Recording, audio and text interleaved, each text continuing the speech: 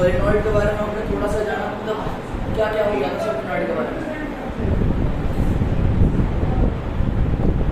सिर्फ समझाया था कि सोलेनॉइड क्या होता है और उसकी डेफिनेशन दिखाई गई बस। तो देखो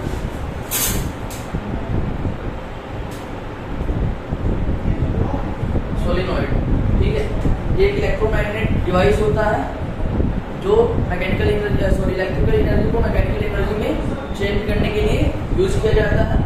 और यह मतलब बहुत सारे वायर, मतलब एक ही वायर होता है, उसको सिलेंडर पर कई बार रैप करके बनाया जाता है। तो ये वास्तव में कैसा होता है, ये हॉलो या सॉलिड सिलेंडर होता है हमारा, जो कि नॉन कंडक्टिंग होना चाहिए। इस पर वायर को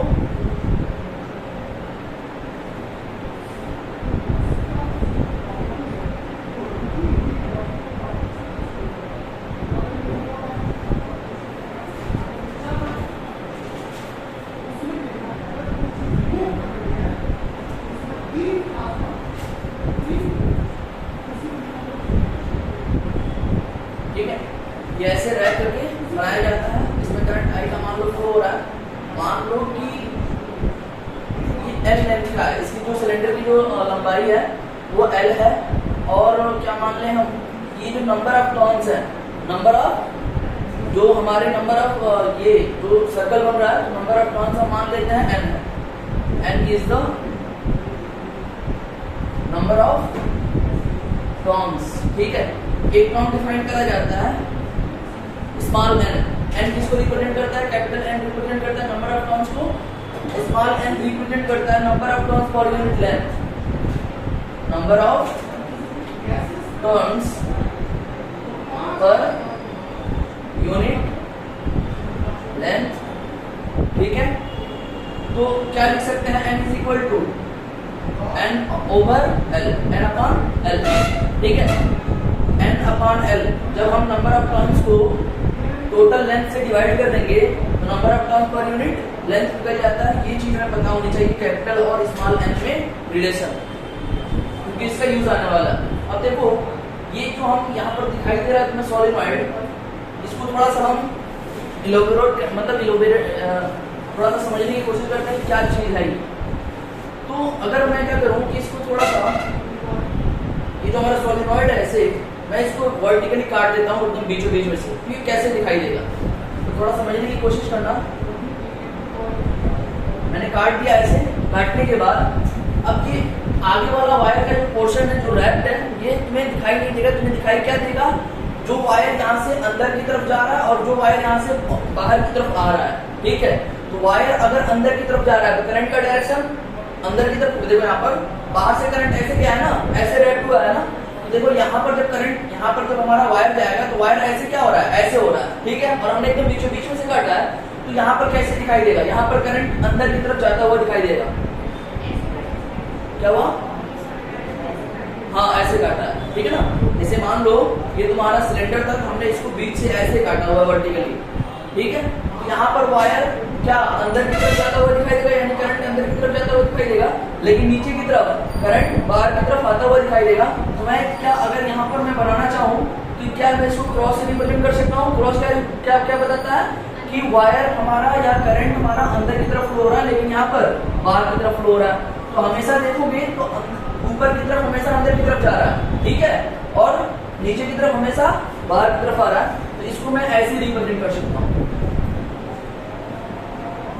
ये कुछ ऐसे दिखाई देगा। बस मैंने इसमें एक्स्ट्रा ऐड किया है डॉट और क्रॉस।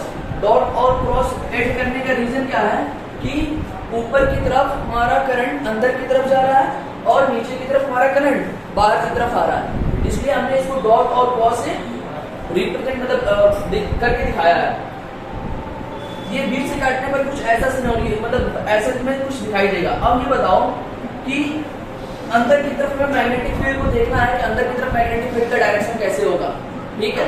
तो ये अंदर की तरफ जा रहा है और यहाँ से करंट बाहर की तरफ आ रहा है। ये बताओ अंदर की तरफ करंट जा रहा है, अंदर की तरफ करंट जा रहा है, तो मैग्नेटिक फील्ड का डायरेक्शन बाहर की तरफ होगा।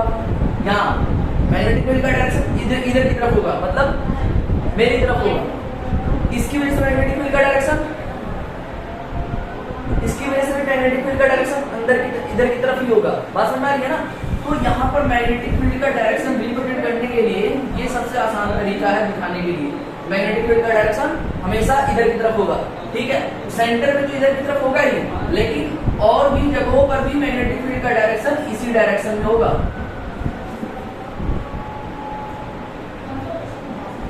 ठीक है, ये किसको रिप्रेजेंट कर रहा है? ये मैग्नेटिक फील्ड के डायरेक्शन को रिप्रेजेंट कर रहा है। यहाँ पर ये करंट के डायरेक्शन को रिप्रेजेंट कर रहा है और ये भी करंट के डायरेक्शन को रिप्रेजेंट कर रहा है। थोड़ा सा ऐसा आपको थोड़ा सा और अच्छे से समझ में आ रहा होगा कि कैसे मैग्नेटिक फील्ड का डायरेक्शन सॉलिनॉइड के अंदर होता है, कैसे मैग्नेटिक फील्ड का डायरेक्शन इस तरफ होता है। समझ में आ गया?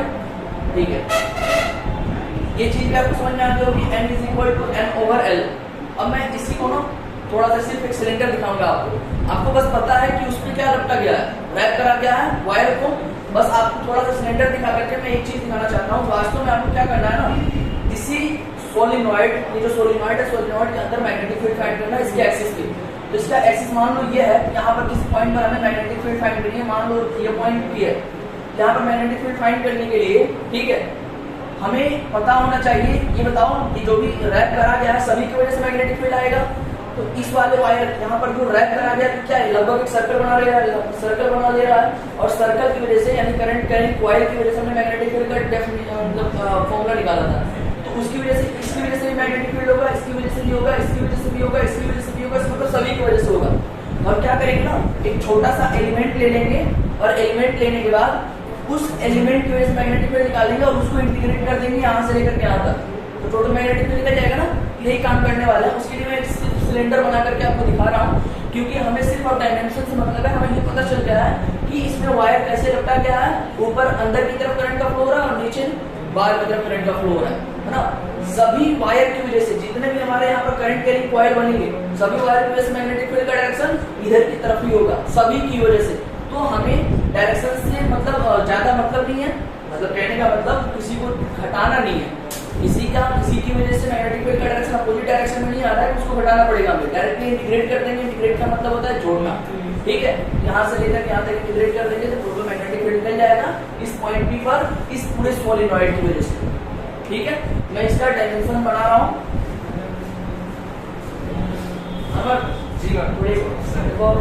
बोले मार्कर सर, ये इंक रखी हुई है, ये रखे सर दोनों।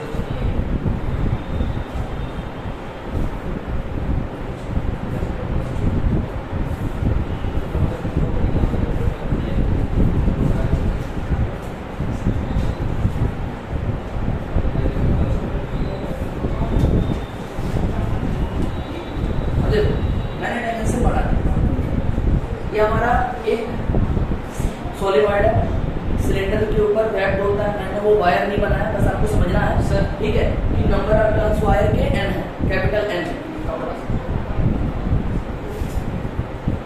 वायर के टोटल n कॉइल बने हुए हैं इस पूरे सिलेंडर के ऊपर, और वो यूनिफॉर्म है। यूनिफॉर्म का मतलब उन कॉइल के बीच का जो डिस्टेंस है वो सेम होगा हर कॉइल के बीच का डिस्टेंस से, तो वो यूनिफॉर्म है। नंबर ऑफ टर्न्स हमारा कैपिटल N है। Number of turns per unit length का मतलब समझ में आ रहा है ना, कि अगर मैं एक छोटा सा एलिमेंट लूं, एक छोटा सा एलिमेंट जैसे कि मैं ले ही लेता हूं, देखो यहाँ पर क्या करेंगे, इसका जो एक कॉर्नर है हमारा वो थीटा 1 एंगल बना रहा है और जो दूसरा कॉर्नर है वो थीटा 2 एंगल बना रहा है पॉजिटिव एक्स एक्सिस से।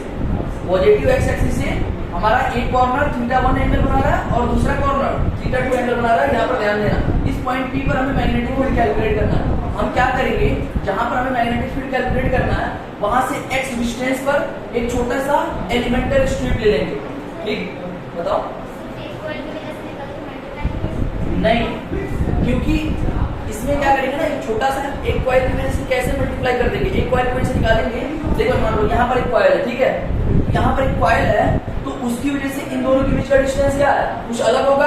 यहाँ पर जो कॉइल है उसकी वजह से इन दोनों के बीच का डिस्टेंस अलग होगा। तो कैसे एक कॉइल की वजह से निकाल करके उसको मल्टीप्लाई कर सकते हैं, नहीं मल्टीप्लाई कर सकते ना, क्योंकि यहाँ पर अलग अलग डिस्टेंस था ना, इस पॉइंट से इसका डिस्टेंस कुछ अलग है, इसका डिस्टेंस कुछ अलग होगा, इसका डिस्टेंस कुछ अलग होगा। और हमने जब मैग्नेटिक फील्ड निकाला था तो वो किसके ऊपर डिपेंड कर रहा था, सेंटर से उस पॉइंट के बीच के डिस्टेंस के ऊपर ही तो डिपेंड कर रहा था ना। तो हम डायरेक्टली उसको एक कॉइल की वजह से निकाल करके मल्टीप्लाई नहीं कर सकते, क्योंकि वो डिस्टेंस के ऊपर डिपेंड कर रहा है, इसलिए हमें इसको इंटीग्रेट करना पड़ेगा। ठीक है, तो हम क्या करते हैं ना कि यहाँ से x डिस्टेंस पर, ध्यान से देखना, यहाँ से x डिस्टेंस पर हम एक एलिमेंटल स्ट्रिप ले लेंगे। ये एलिमेंटल स्ट्रिप बहुत पतला होगा, लेकिन मैं इसको बड़ा करके इसलिए दिखा रहा हूँ क्योंकि हमें समझ में आए। मार कर तुमने मार कर, ये एलिमेंटल स्ट्रिप ले लिया हमने और हमने क्या करना, जिस पॉइंट पर हमें मैग्नेटिक फील्ड निकालनी है उस पॉइंट से x डिस्टेंस पर ये वाला एलिमेंटल स्ट्रिप लिया और हम मान लेते हैं कि इसके जो विड्थ है वो dx है। इस एलिमेंटल स्ट्रिप का विड्थ dx है। यहाँ पर देखो ध्यान, अब बताओ इसकी विड्थ dx है और number of turns per unit length n है, तो इसके अंदर बताओ टोटल कितने कॉइल आए होंगे, कितने नंबर ऑफ कॉइल्स आए होंगे, बताओ। Total number of coils in dx that is equal to number of turns per unit length कितना है, n है ना, n से मल्टीप्लाई कर देंगे dx में। तो इस एलिमेंटल स्ट्रिप के अंदर टोटल कितने नंबर ऑफ कॉइल आए होंगे। और ये डिस्टेंस बहुत ज्यादा छोटा है तो इसके x से इसको कोई बहुत ज्यादा फर्क नहीं पड़ने वाला, मान लेंगे कि x डिस्टेंस पर ही है, क्योंकि dx x के रिस्पेक्ट में बहुत ज्यादा छोटा है। ये हो जाएगा n इंटू dx, ये हो जाएगा टोटल नंबर ऑफ कॉइल्स। ठीक है, तो ये चीज हो गई आपकी, इसको मिटा दें हम। अब देखो हम क्या करेंगे ना, इस स्ट्रिप की वजह से इसमें जितने नंबर ऑफ कॉइल हैं उनकी वजह से मैग्नेटिक फील्ड निकालेंगे इस वाले पॉइंट पर। तो इस एलिमेंटल स्ट्रिप की वजह से निकाल रहे हैं तो भी एक छोटा सा मैग्नेटिक फील्ड होगा जिसको मैं dv मान लेता हूँ। तो dv is equal to mu naught i into, ये बताओ ये जो कॉइल है उसका रेडियस क्या है, जो सिलेंडर का रेडियस होगा, कॉइल का रेडियस होगा ना, जो सिलेंडर का रेडियस होगा, सिलेंडर का रेडियस में r मान रखा है, तो हो जाएगा mu naught i into r square divided by 2 into इन दोनों के बीच का डिस्टेंस कितना है, x है, x square plus r square की पावर 3/2।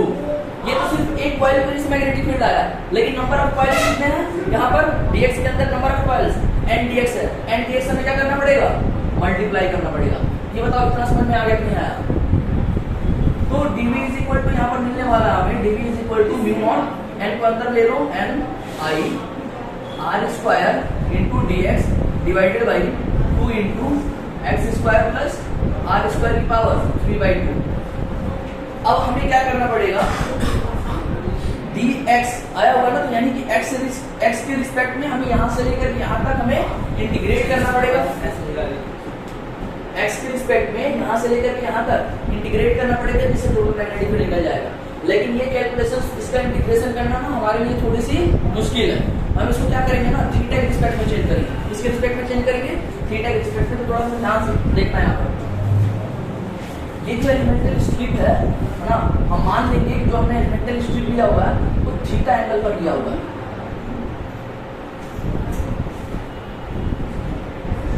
ठीक है, मान लेंगे कि कितने एंगल पर लिया हुआ है, थीटा एंगल पर।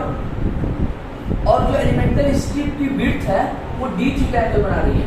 ये वाली एंगल क्या है, डी थीटा। समझना, हमारा समझ में आ रहा है। हमने थीटा एंगल पर इसको हम इससे मिलाएंगे, ये वाला थीटा एंगल का मतलब पॉजिटिव एक्स एक्सिस से थीटा एंगल बनाते हुए हमारा स्ट्रिप लिया हुआ है, और जो डी थीटा मतलब डी एक्स की जो हमारी स्ट्रिप है वो कितना एंगल सबटेंड कर रही है, डी थीटा एंगल सबटेंड कर रही है। आ रहा समझ में? अब यहाँ पर देखो ये वाला थीटा एंगल क्या है? राइट एंगल ट्रायंगल, ये राइट एंगल ट्रायंगल बनता हुआ दिखाई दे रहा है तुम्हें? ये वाला राइट एंगल ट्रायंगल बनता हुआ दिखाई दे रहा है ना? तो इसकी विड्थ कितनी है? x है, बेस की विड्थ x है, और ये कितना है? r है। r upon x equal to क्या हो जाएगा? Altitude upon base, r upon x equal to tan theta, r upon x is equal to tan theta, यानी x इज इक्वल टू क्या हो जाएगा? r cot theta. समझना? x इधर जाएगा r अपॉन tan थीटा, और 1 upon tan theta is equal to cot theta होता है। ठीक है, ये x is equal to r cot theta. अब हमें चूंकि थीटा के रिस्पेक्ट में इंटीग्रेट करना है, dx को भी चेंज करना है, r को भी चेंज करना है, तो x को तो हम यहाँ से चेंज कर सकते हैं, r x is equal to direct r cot theta लिख देंगे, लेकिन dx को चेंज करने के लिए हमें इसको डिफरेंशिएट करना पड़ेगा।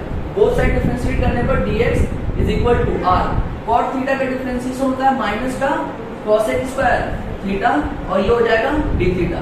तो हमारा dx मिलने वाला है माइनस का r cosec square theta d theta.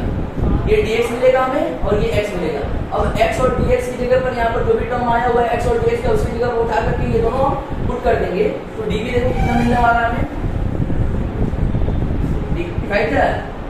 dv is equal to mu naught n i r square, dx की जगह पर हम पुट करेंगे माइनस का r cosec square theta d theta, minus r cosec square theta d theta divided bye, यहाँ पर x की जगह पे पुट करने वाले हैं r cos theta.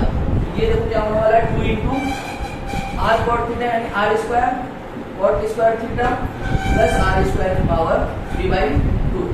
dv is equal to mu naught n i r square minus का r cosec square theta d theta divided by 2। यहाँ से देखो r स्क्वायर हम कॉमन ले लेंगे, कॉमन लेने के बाद अंदर बचेगा cot स्क्वायर थीटा प्लस 1, और cot square theta plus 1 is equal to होता है cosec स्क्वायर थीटा।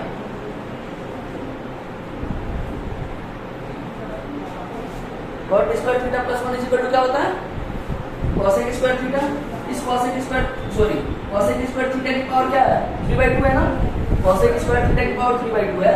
पावर में 2 से 2 कैंसिल आउट होगा, यानी cos क्यूब थीटा बचने वाला अंदर, और cos क्यूब थीटा से तुम्हारा एक क्या होगा? ये cosec square theta cancel out हो जाएगा, सिर्फ नीचे बचने वाला है cosec थीटा, सिर्फ नीचे बचने वाला है cosec थीटा। r स्क्वायर से r स्क्वायर कैंसिल आउट होगा, सॉरी यहाँ पर देखो r स्क्वायर कॉमन लेंगे ना तो बाहर r क्यूब आएगा। कैसे? r स्क्वायर अगर हमने कॉमन लिया तो पावर 3/2 है, और r स्क्वायर का पावर 3/2 होने का मतलब क्या है? 2 से 2 कैंसिल आउट होगा, यानी r क्यूब बाहर आने वाला है। यहाँ पर r क्यूब बाहर आया हुआ है, r क्यूब से r स्क्वायर ये और ये r, ये सब के सब कैंसिल आउट हो जाएंगे, यानी dv इज इक्वल टू, ये माइनस आगे आ जाएगा तो माइनस का म्यू नॉट n i, ठीक है? cosec थीटा ऊपर जाएगा तो sin theta d theta divided by 2, ये फाइनल एक्सप्रेशन आने वाला है। अब हमें mu naught n i divided by 2 sin theta d theta, अब हम क्या करेंगे? इसको इंटीग्रेट कर देंगे टोटल मैग्नेटिक फील्ड निकालने के लिए। इसको इंटीग्रेट कहां से कहां तक करेंगे? थीटा 2 से थीटा 1, ठीक है? यस। इसको इंटीग्रेट करने के लिए देखो थीटा 1 से थीटा 2 तक इंटीग्रेट कर देंगे, थीटा 1 से थीटा 2 तक हमने इसको इंटीग्रेट किया, टोटल मैग्नेटिक फील्ड निकलेगी। टोटल मैग्नेटिक फील्ड में v बोल देता हूं, ये हो जाएगा माइनस का mu naught n i divided by 2 sin theta का इंटीग्रेशन माइनस cos थीटा, ठीक है? ये हो जाएगा माइनस cos थीटा, और थीटा 1 से थीटा 2, यहाँ से देखो माइनस से माइनस कैंसिल आउट हो जाएगा। अब जब इसको इंटीग्रेट करके ये मिलने वाला है mu naught n i divided by 2 cos theta 2 minus का cos थीटा 1। सर ये माइनस से माइनस कैसे कैंसिल आउट होगा? ये माइनस से माइनस कैसे कैंसिल आउट होगा?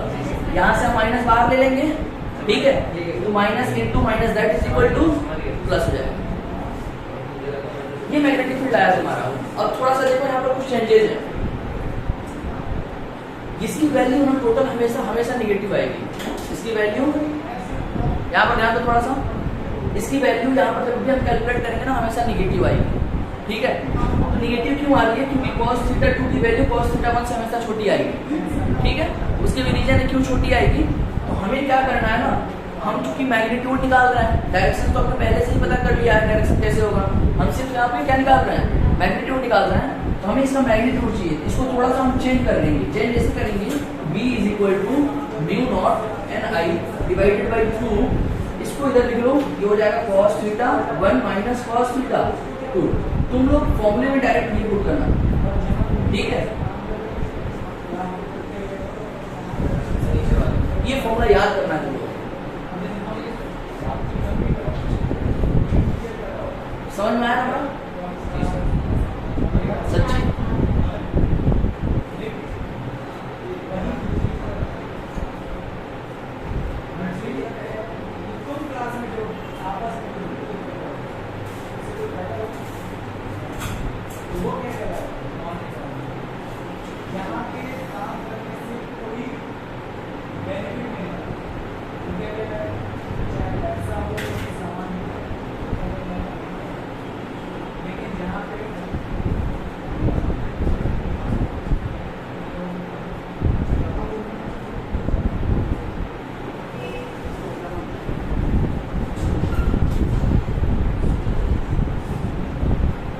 लिया। अब देखो एक चीज तुम कर सकते हो, देखो कभी कोई तुम्हें ये वाला एंगल दिया रहेगा और ये वाला एंगल ना देकर के ये वाला एंगल दिया रहेगा, क्या लिमिट कैसे लेते हैं? यहाँ देखो, यहाँ से हमने थीटा एंगल कंसीडर किया था ना, और उसी के रिस्पेक्ट में हमने इंटीग्रेट करने की सोची।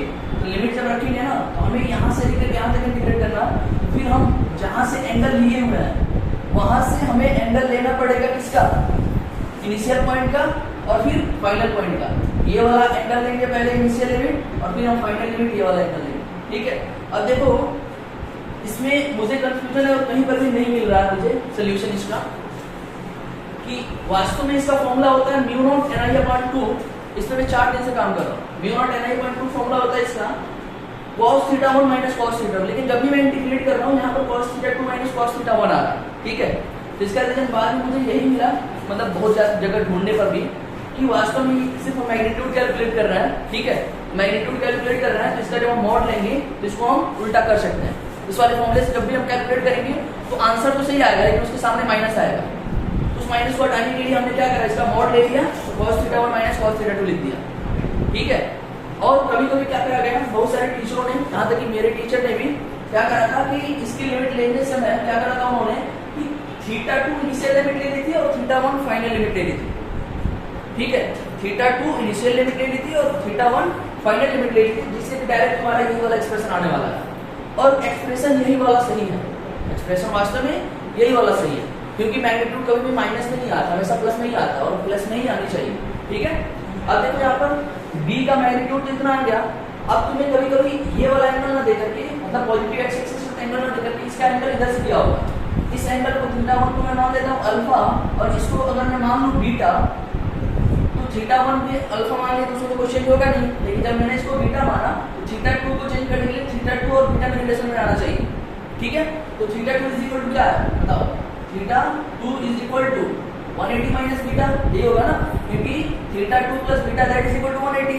तो theta 2 is equal to 180 minus beta. जब cos थीटा 2 की जगह पे हम 180 माइनस बीटा पुट करेंगे तो 180 के साथ cos को चेंज करने पर cos में कुछ कोई चेंज नहीं आएगा, लेकिन क्या, एक मिनट और समझाओ क्या कह रही है सर। 180 आने के लिए थीटा 1 भी तो ऐड होगा, थीटा 1 नहीं, तुमने ये थीटा को कहां से लिया हुआ है, यहां से लिया हुआ है, ठीक है। यहाँ से लेकर के यहाँ तक का एंगल, फिर यहाँ से लेकर के यहाँ तक का एंगल, टोटल 180 हो जाएगा। थीटा 1 की कोई जरूरत उसमें नहीं है। तो theta 2 is equal to 180 minus beta. अब देखो हमें cos थीटा 2 को चेंज करना है, cos theta 2 is equal to क्या हो जाएगा, cos 180 माइनस बीटा, और cos 180 माइनस बीटा की वैल्यू होती है माइनस का cos बीटा। तो cos theta 2 is equal to minus cos beta. यहाँ पर जब cos theta 2 is equal to minus cos beta लिखेंगे तो माइनस माइनस प्लस हो जाएगा। तो मैग्नीट्यूड आने वाली है हमारी b is equal to mu naught n i divided by 2 cos alpha plus cos beta. ये फॉर्मूला भी याद रख सकते हो। प्लस कब लेंगे, जब एक एंगल इधर से और दूसरा एंगल इधर से होगा।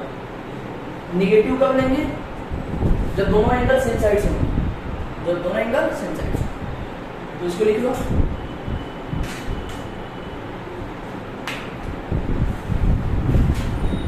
अनवर्स बोल दो, थोड़ा पानी लो बेटा इसको।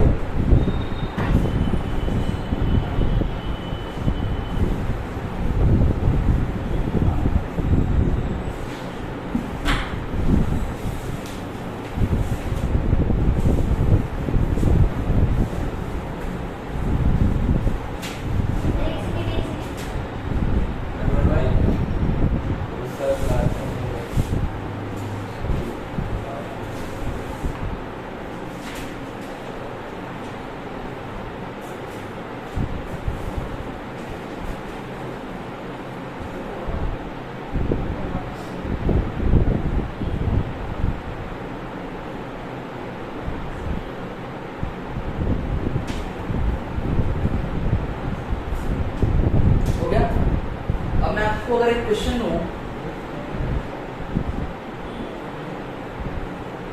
देखना ध्यान से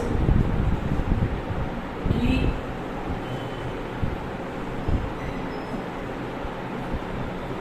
एक सोलेनॉइड है जिसकी लेंथ है 5 मीटर,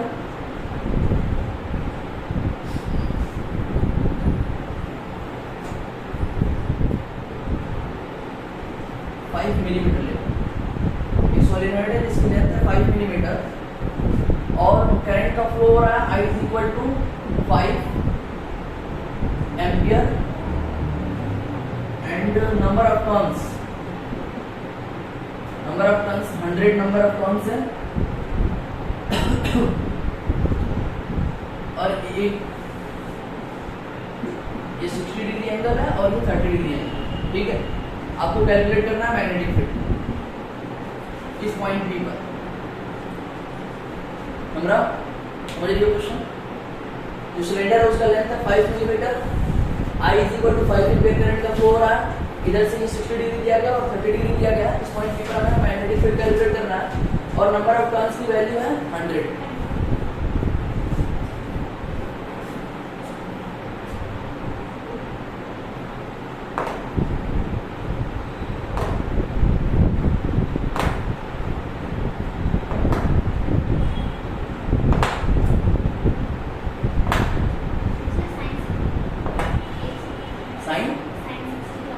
वैल्यू अंडर रूट 2/2।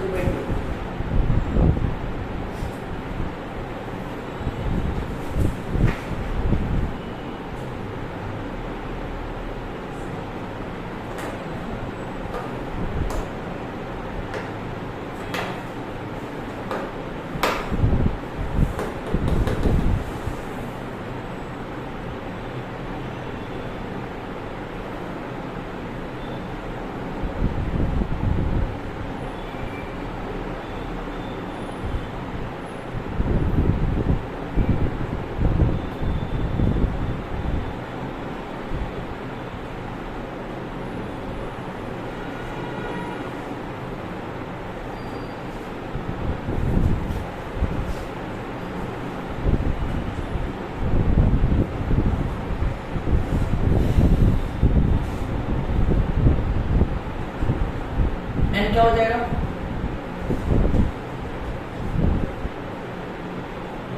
बताओ। 100/5 into 10⁻3। इसकी वैल्यू क्या आने वाली है? 10⁻3 ऊपर जाएगा तो 10⁻5 ऊपर जाएगा, यानी 2 into 10⁴। एन की वैल्यू मिल जाएगी 2 into 10⁴, मतलब 10 को रहने दो और 10⁻3 और 10⁻1 10⁴ हो जाएगा और 10 divided by 5 that is equal to 2 into 10⁴ हो गई एन की वैल्यू। और आई की वैल्यू आपको मालूम है, म्यू नॉट की वैल्यू मालूम है, डायरेक्ट आप बी निकालो। बी इज इक्वल टू क्या हो जाएगा? Mu naught is equal to क्या पुट करोगे? 4 into 10⁻7। एन की वैल्यू मिल गई आपको 2 into 10⁴ और आई की वैल्यू क्या मिल गई है? 5 ampere divided by 2 cos alpha. cos alpha यानी cos 60 degree plus cos 30 degree.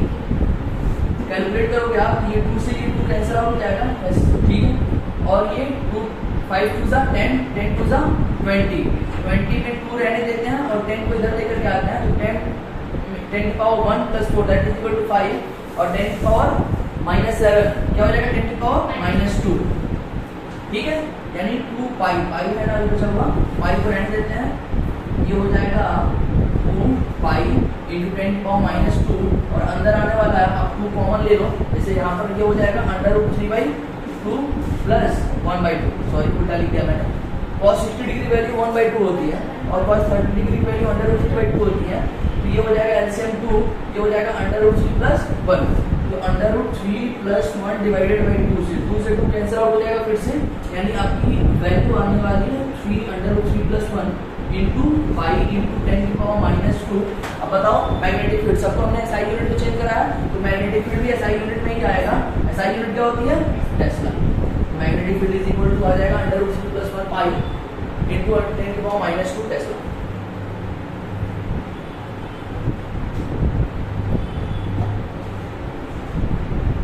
ऐसे हम पे क्वेश्चन हो जाएंगे ऐसे,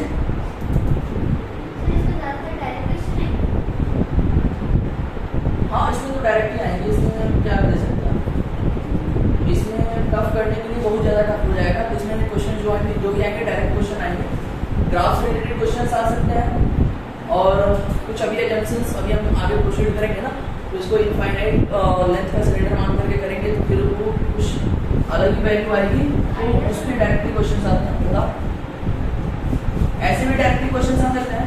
ये जो हमने डेरिवेशन करी, हमने फॉर्मूला जो डिराइव कराया, किस सोलेनॉइड के लिए डिराइव कराया, ये रियल सोलेनॉइड के लिए डिराइव कराया। एक आइडियल सोलेनॉइड भी होता है जिसके बारे में अब हम पढ़ने जा रहे हैं, ठीक है ना। तो ये क्या होता है, ये जो एक्सप्रेशन है फॉर रियल सोलेनॉइड, ठीक है ना, फॉर रियल सोलेनॉइड। अब देखो एक रिडक्शन से हम मान लेंगे क्या, इसको इनफाइनाइट सोलेनॉइड, ठीक है। If L is greater than R, अगर डायमीटर या रेडियस के रिस्पेक्ट में सिलेंडर की लेंथ बहुत ज्यादा बड़ी हो जाए, तो हम इसको कंसीडर क्या कर सकते हैं, इनफाइनाइट सोलेनॉइड या आइडियल सोलेनॉइड। तो लिख सकते हैं फॉर आइडियल और इनफाइनाइट सोलेनॉइड, आइडियल सोलेनॉइड के लिए या इनफाइनाइट सोलेनॉइड के लिए मैग्नेटिक फील्ड की एक्सप्रेशन हम जानते हैं, किसके लिए, रियल सोलेनॉइड के लिए। तो इनफाइनाइट सोलेनॉइड या आइडियल सोलेनॉइड किसे कहते हैं, जब L R के रिस्पेक्ट में बहुत ज्यादा बड़ा हो जाता है। तुम खुद ही सोच करके देखो, जब ये वायर बहुत ज्यादा, मतलब ये जो हमारा सिलेंडर है बहुत ज्यादा बड़ी हो जाएगी, ठीक है, बहुत ज्यादा बड़ी हो जाने के बाद ये θ1 और θ2 कैसा दिखाई देगा, देखो ये होगा ना, बहुत बड़ा होने का मतलब, ठीक है। अब यहाँ पर हमें मैग्नेटिक फील्ड कैलकुलेट करना है, और θ1 क्या होता है, θ1 ही वाला होता है ना, लेकिन अभी भी मैंने थोड़ा सा ऐसा बना कर दिखाया, लेकिन वास्तव में ये बहुत ज्यादा दूर होता है, तो इनफाइनाइट मान सकते हैं इनफाइनाइट लेंथ पे, तो ये वास्तव में क्या होता है, लगातार छोटा होता जाता है, छोटा होता जाता है, तो ये 0 डिग्री हो जाता है। इनफाइनाइट सोलेनॉइड के लिए θ1 0 डिग्री और θ2 कितना हो जाएगा, θ2 पूछ रहा हूं मैं, बीटा नहीं पूछ रहा, θ2 पूछ रहा हूं।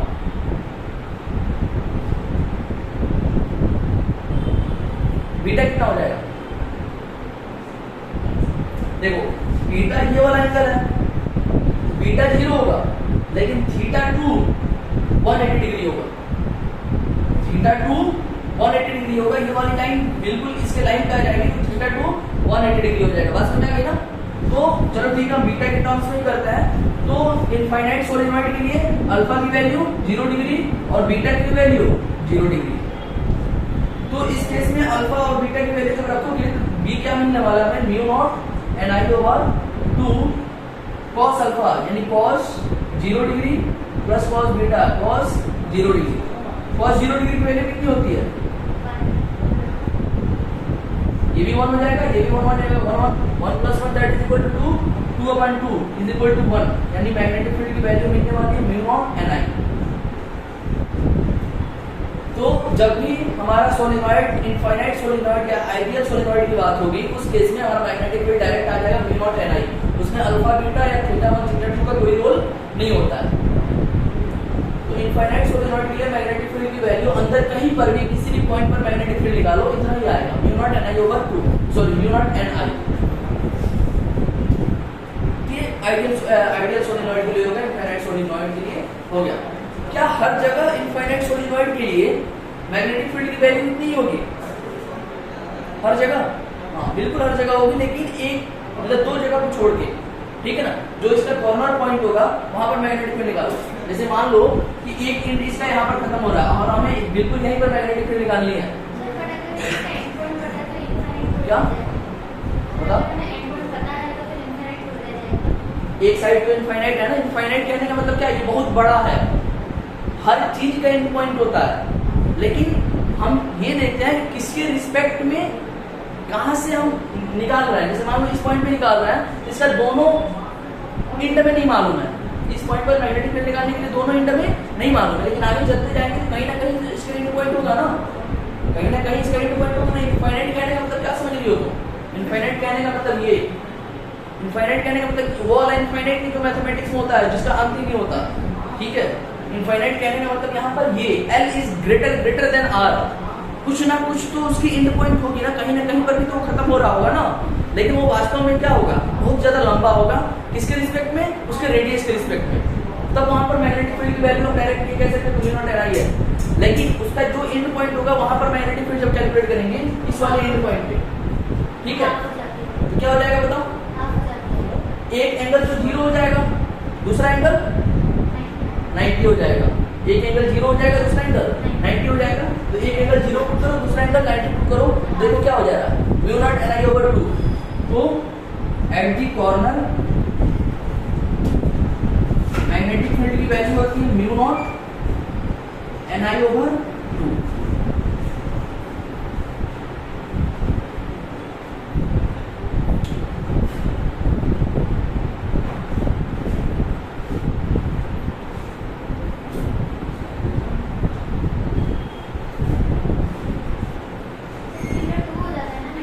क्या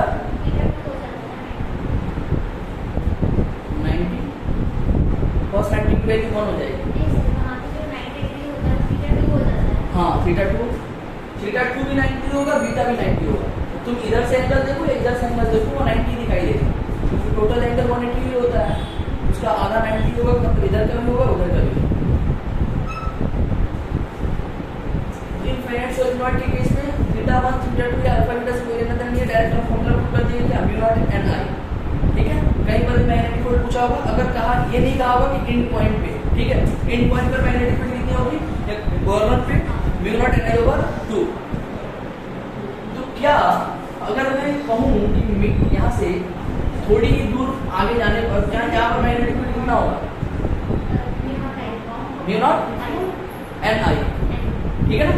तो यहाँ पर भी ना थोड़ी सी अंदर जाने पर यहाँ पर भी मैग्नेटिक फील्ड हमारा म्यू नॉट एन आई ही होता है, बस उसके कॉर्नर पे क्या हो जाता है, बहुत ज्यादा एकदम से चेंज हो जाता है, mu naught n i over 2 हो जाता है, एकदम से आधा हो जाता है। लेकिन इसके बीच में हर जगह जो हमारा मतलब मैग्नेटिक फील्ड हो जाता है लगभग इतना ही रहता है, म्यू नॉट एन आई ही रहता है, ठीक है।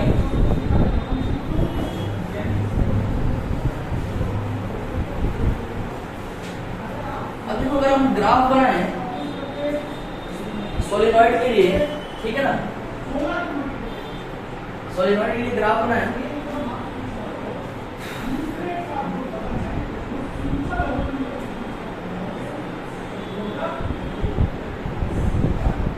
मैग्नेटिक फील्ड वर्सेस पोजीशन, ठीक है ना, V वर्सेस X का ग्राफ बनाया फॉर सोलिनॉइड। फॉर में दो केस हो जाएगा, फॉर रियल सोलिनॉइड x ये डिस्टेंस है, ठीक है ना, x ये डिस्टेंस है, बिल्कुल सेंटर में हम x इक्वल टू 0 मान लेंगे, समझना चाहिए, बिल्कुल सेंटर में x इक्वल टू मतलब ये x के ऊपर डिपेंड करता है, मैग्नेटिक फील्ड x के ऊपर, रियल में x के ऊपर डिपेंड करता है, थीटा के ऊपर डिपेंड करने का मतलब क्या है, x के ऊपर डिपेंड कर रहा है। अगर मान लो यहाँ पर आ गया, यहाँ पर मैग्नेटिक फील्ड निकाल रहे हैं, तो थीटा 1 थीटा 2 कुछ अलग होगा ना, यहाँ पर x की वैल्यू भी कुछ अलग होगी, तो उसके लिए हम क्या करेंगे, सेंटर पर क्या मान लेंगे, x इज इक्वल टू 0 है। सेंटर से राइट हैंड साइड में जाने पर x पॉजिटिव है, सेंटर से लेफ्ट हैंड साइड में जाने पर x नेगेटिव है। नहीं आया, आ गया ना। तो सेंटर पर हम x इक्वल टू 0 मान लेंगे और इधर जाने पर पॉजिटिव नेगेटिव और इधर जाने पर पॉजिटिव। नहीं आया समझ में? समझ आ गया, लेकिन इसको डिफाइन कैसे करेंगे? मैग्नेटिक फील्ड पॉइंट निकालिए, वहां से लेके कहां तक डिस्टेंस। जैसे मान लो तुम्हें जहां पर मैग्नेटिक फील्ड निकालनी है ना, सेंटर से, जैसे मान लो ये तुम्हारा क्या है, सिलेंडर है। सिलेंडर का जहां पर ये जो एक्सिस का जो सेंटर होगा ना, वहां पर x इक्वल टू 0 हो गया। अब मान लो यहीं पर मैग्नेटिक फील्ड तुम्हें निकालना है तो x इक्वल टू 0, यहाँ पर निकालना है तो x इक्वल टू समथिंग, यहाँ पर निकालना है तो x इक्वल टू कुछ और आएगा। डिस्टेंस वही ना, डिस्टेंस सेंटर से लेके जहां निकालिए उसके बीच में डिस्टेंस। हाँ समझो मेरी बात। तो देखो क्या होता है रियल में ना, जो मैग्नेटिक फील्ड होता है अल्फा बीटा के ऊपर वेरी करने का मतलब क्या है, सेंटर पर, बिल्कुल सेंटर पर मैग्नेटिक फील्ड मैक्सिमम होता है। बिल्कुल सेंटर पर जब हमारा अल्फा और बीटा दोनों बराबर हो जाएगा, सेंटर पर आने का मतलब क्या है, अल्फा भी और बीटा दोनों बराबर हो जाएगा। ये समझ में आया कैसे बराबर होंगे सेंटर पे आने का मतलब? अगर सेंटर में बिल्कुल होगा तो जितना एंगल ये होगा उतना ही एंगल ये भी होगा, क्योंकि ये वाली लेंथ दोनों सेम हो गई, रेडियस भी सेम है, तो एंगल भी दोनों का सेम हो जाएगा। यानी अल्फा और बीटा क्या हो गए, एक दूसरे के बराबर हो गए। उस केस में मैग्नेटिक फील्ड क्या आ जाएगा, ये दोनों मिलकर के 2 cos अल्फा हो जाएगा। 2 से 2 कैंसिल आउट होकर b is equal to mu naught ni cos alpha, ये हो गया ना। तो मैग्नेटिक फील्ड सेंटर में बहुत मतलब सबसे ज्यादा होता है। उसके बाद जैसे जैसे इधर की तरफ जाएंगे मैग्नेटिक फील्ड कम होगा और इधर की तरफ जाने पर भी मैग्नेटिक फील्ड कम होगा, है ना। लेकिन ये किस केस में, रियल के केस में लगातार कम होता रहता है। रियल सोलेनॉइड के लिए मैग्नेटिक फील्ड थोड़ा सा भी इधर जाने पर थोड़ा सा बिल्कुल कम होगा, लेकिन कम होता है, कम होता है। लेकिन हम आइडियल केस में क्या मान लेते हैं कि यहाँ से लेकर के यहाँ तक मैग्नेटिक फील्ड कांस्टेंट है। आइडियल केस में मान लेते हैं यहाँ से लेकर के यहाँ तक मैग्नेटिक फील्ड कांस्टेंट है, बिल्कुल इंड पर जाने पर बिल्कुल आधा हो जाता है एकदम से। तो जब हम रियल सोलेनॉइड के लिए b वर्सेस x का ग्राफ बनाएंगे और x इक्वल टू 0 सेंटर पर मान लेंगे, उस केस में जो हमारा मैग्नेटिक फील्ड का ग्राफ आएगा कुछ ऐसे आएगा। ये हमारा b है,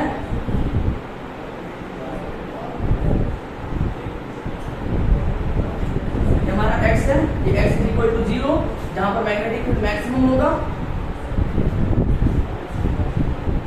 देखो लगातार कम हो रहा है मैग्नेटिक फील्ड, लगातार कम हो रहा है, एकदम से कम हो रहा है। लेकिन दूसरा केस फॉर आइडियल सोलिनॉइड, जब हम b वर्सेस x का ग्राफ बनाएंगे उस केस में देखो क्या होगा,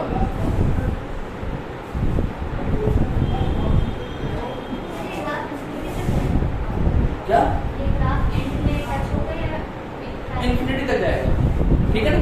वो ग्राफ इंफिनिटी तक जाएगा, सिर्फ इसके अंदर मैग्नेटिक फील्ड नहीं आती इसकी वजह से इसके बाहर वाले एक्सिस पर भी मैग्नेटिक फील्ड आती है, बाहर वाले एक्सिस पर भी मैग्नेटिक फील्ड आती है। लेकिन हमें उतना ज्यादा डीप में जाने की जरूरत नहीं है। अगर हमसे पूछेगा तो सिर्फ अंदर ही मैग्नेटिक फील्ड पूछेगा, ठीक है। ये ग्राफ कुछ ऐसे होता है, यहाँ से लेकर यहाँ तक कांस्टेंट रहता है। जैसे इंड पे पहुंचा, इंड के थोड़े से करीब होता है, वैसे ये एकदम से नीचे जाने लगता है और यहाँ पर क्या हो जाता है, एकदम से b/2 हो जाता है। अगर यहाँ पर b है, यहाँ पर b/2 हो गया। नहीं आया?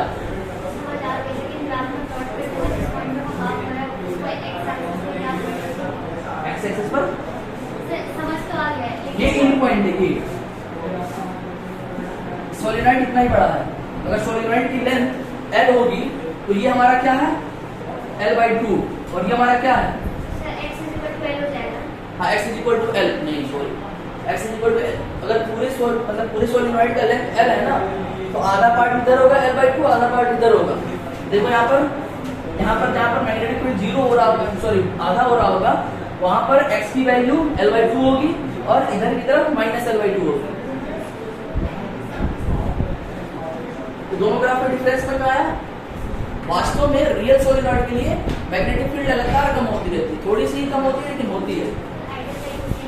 आइडियल के लिए हम क्या मान करके चलते हैं, पूरे के पूरे लेंथ के लिए मैग्नेटिक फील्ड कांस्टेंट है और बिल्कुल कॉर्नर पे जाने पर एकदम से ऑफ हो जाता है। आज के लिए बस इतना ही रह सकते हैं और इसमें क्या बच रहा है, कल कुछ क्वेश्चंस करेंगे, उसके बाद हम स्टार्ट करेंगे मैग्नेटिक फील्ड लाइंस।